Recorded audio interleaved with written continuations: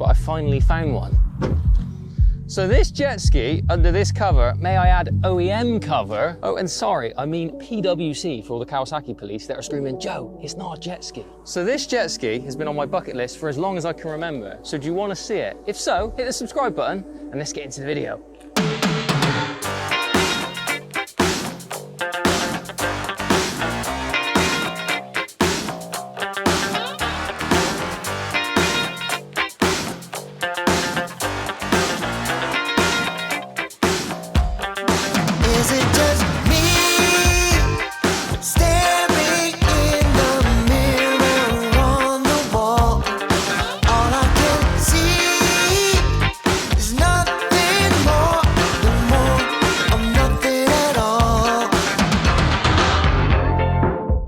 This is the Seadoo GSX Limited with the renowned 951cc engine, and for all the direct injection haters out there, it's the good old carb version. The GSX is largely regarded as one of the best two-strokes Seadoo ever made. And well, that's pretty big words for me considering how much I love the XP. Now, I've always wanted a Seadoo GSX, in particular the limited version, as it's got the 951 engine, which I personally love. I mean, just look at it. It's one of the sexiest Seadoos I think Seadoo ever made. If you want to learn more about how I found this 34-hour pristine Seadoo, then watch this video here where I go down and it's the purchase day and I explain why this good old Seadoo has been on my bucket list for so long. Today, however, is that time again. Man, I spoil you guys. It's my first ever ride on a new ski again. I was gonna say brand new, but it's not brand new. It's 20 years old. My first ever ride on a Seadoo GSX, so I'm hoping it lives up to expectation.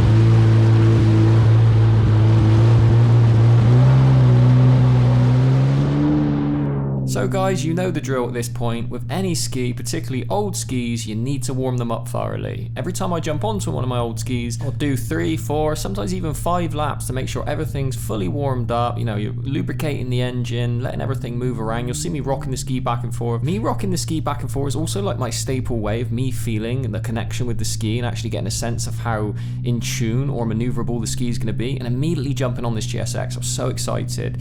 It literally had that real user, you know, rider input, which everyone had told me I would get from the GSX, but it really did immediately feel much more connected with the water, even at these lower speeds. Now this obviously is the 951 engine, which I'll come on to talk a little bit more later in the video, but immediately it was great to feel the characteristics of the 951 engine versus the direct injection which I've got with the XP. So guys, I'm not going to bore you too much with the warm-up procedure because I know you guys want to see this ski ripping round, but just to say guys, if you've got one of these old classics, please do take the time to warm the skis up. Don't go straight into aggressive riding. There'll be no longevity in that and you'll end up just doing more damage than good. So refrain yourself, discipline, and get your ski nice and warmed up, and then the fun begins.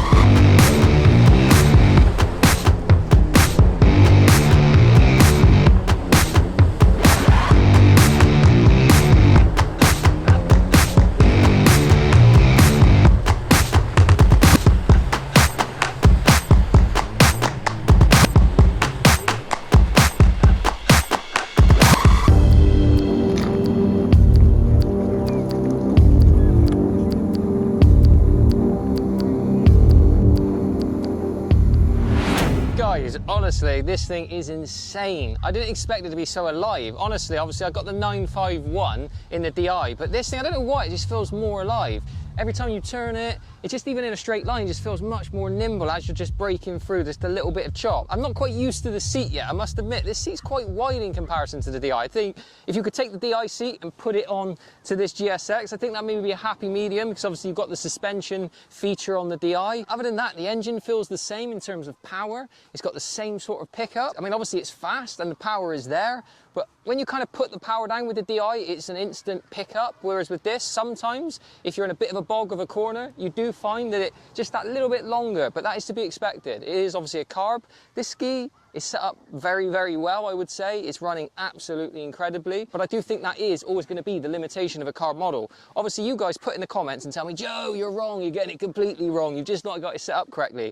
Keep in mind, guys, this is a 34-hour ski, so as far as how well a ski could be set up, it's been serviced, and obviously it's not had that many hours. It's been extremely loved, as you can see. The thing looks like it's just rolled out of Seadoo showroom. Seadoo, start selling these again. Please start selling these again. But I don't necessarily think that you could set it up an awful lot better than this, other than going aftermarket, which, as you guys know on the channel, is just never going to happen. This thing is beautifully OEM, and I just can't stop looking at it. Red, statement colour, obviously. Everything, you probably know by now, guys, but I'm a bit of a red freak. I love red everything. But honestly, I'm super impressed. I always knew the 951 would give me the same level of performance from a speed point of view, but then it just comes down to the handling and how well the ski corners, and it just feels alive. The one thing I would pick about this over the DI, and I'm using the DI as a point of reference because obviously it's the closest engine, is just the way that it maneuvers. It just feels more alive. That's the best way to explain it. But as with the blaster video, I'd love to stand here and keep talking to you guys, but I'm gonna get back on this thing. I've got a 2-hour slot today. Sean, I need much more time, much more time. I'm gonna get back on this thing and blitz round and extract every ounce of what I can out of this ski, and hopefully run out of fuel again. That's a proper ride, guys.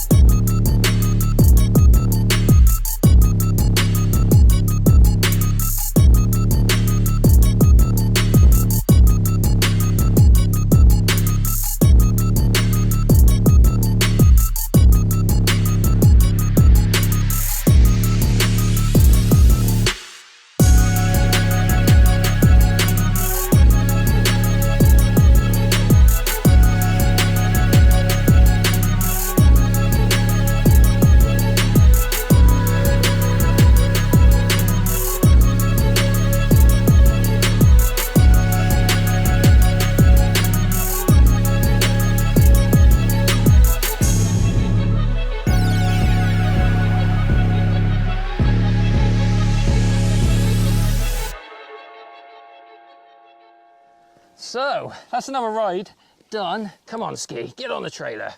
And boy, oh boy, it didn't disappoint. I'm still getting used to a roller trailer. This is my first roller trailer, believe it or not, which is kind of makes me look like a novice a little bit. But this GSX, honestly, did not disappoint. The speed of this thing is everything you'd want from a jet ski, really. Obviously, it's not a direct injection. It is the carb version, so it is a little bit different in terms of the actual responsiveness, I would say.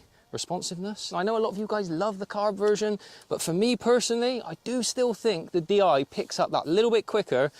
Maybe just in my head, because I know there is a difference in terms of carb versus direct injection, but either way, the power is the same. So it's a case of trying to get this thing out without cutting my leg open on this current makeshift slipway and not break the trailer at the same time. Come on. It doesn't want to leave the lake. Nor do I, to be honest, but it is very hot. I need a shorty wetsuit. If anyone wants to sponsor me and send me a wetsuit, that would be great. So, the proof is in the pudding. Is a roller trailer easier to get the ski on? What do you guys think? Definitely easier to actually put on.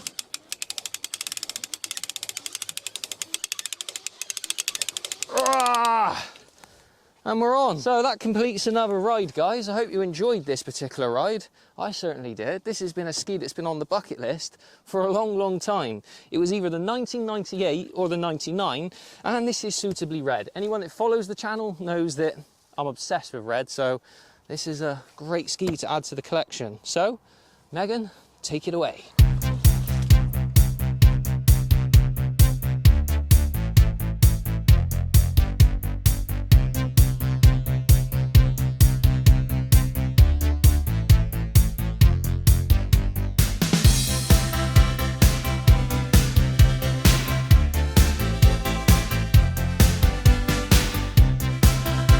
So guys, that's another episode in this, I don't know how many skis I bought now at this point, but the GSX was a long time coming and I am super happy. If you like this sort of content, then obviously hit the subscribe button.